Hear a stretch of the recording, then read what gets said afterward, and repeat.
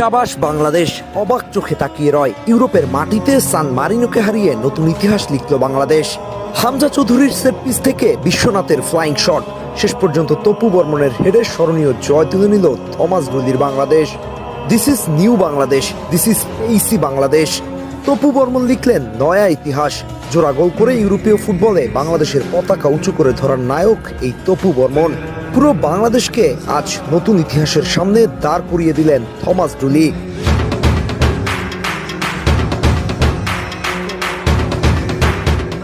ওহ বাংলাদেশ, কে জানতো ইউরোপের মাটিতে নতুন ইতিহাস লিখতে প্রস্তুত নয়া কোচ থমাস ডুলি। ম্যাচের শুরু থেকেই গোছানো ফুটবল খেলতে থাকে বাংলাদেশ। একের পর এক পাসিং ফুটবলের মহড়া সাজিয়ে বসে জামাল ভুঁইয়ার দল। ফলাফল হাতে আসতে খুব বেশি একটা সময় লাগলো না। ম্যাচের 19তম মিনিটে রাইট সাইড থেকে মুরসালিনের বাড়ানো লম্বা ক্রসকে হেডে রূপান্তর করে তপু বর্মন।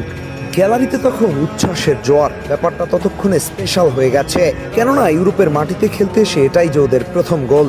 তবে সেই লিডটা বাংলাদেশের পক্ষে খুব বেশি একটা দীর্ঘস্থায়ী হলো না। 31তম মিনিটে জিও কোপাত্তির গোলে সমতায় ফেরে সান মারিনো। কিন্তু কে জানতো শেষটা হবে চরম নাটকীয়তায় পরিপূর্ণ। কে জানতো সেই মুহূর্তটা আসতে যাচ্ছে প্রথমার্ধে গোল করা ওই তপু বর্মনের হাত ধরেই। শেষ পর্যন্ত হামজা চৌধুরী, বিশ্বনাথ ঘোষ এবং তপু বর্মন, এই তিন ত্রয়ীর হাত ধরেই লেখা হলো নতুন ইতিহাস। হামজা চৌধুরীর সেই অসাধারণ সেট পিস মনে হয় যেন তৈরি করা দেয়া বল। অবশেষে বাংলাদেশের জয়, নতুন ইতিহাসের সামনে দাঁড়িয়ে বাংলাদেশের ফুটবল। তবে এই ম্যাচের প্রথম একাদশ নিয়ে বেশ কৌতূহলের জন্ম দিয়েছিল নয়া কোচ থমাস ডুলি।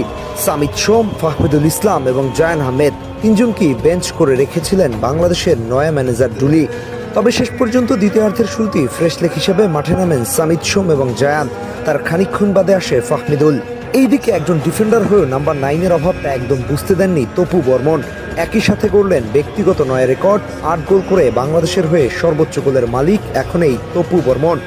আজকের দিনটা বোধহয় তপুকে নিয়েই লেখা হয়েছিল। ওয়েল ডান তপু, বাংলাদেশকে আনন্দে ভাসানোর জন্য। সব মিলিয়ে কি নতুন দিগন্তের খোঁজে বাংলাদেশের ফুটবল? ইউরোপের মাটিতে গিয়ে ইউরোপকে হারিয়ে দেওয়ার মতো কঠিন চ্যালেঞ্জ বাংলাদেশ ফুটবল দল এবং নয়া কোচ কতটুকুই বা উচ্চতে পেরেছে?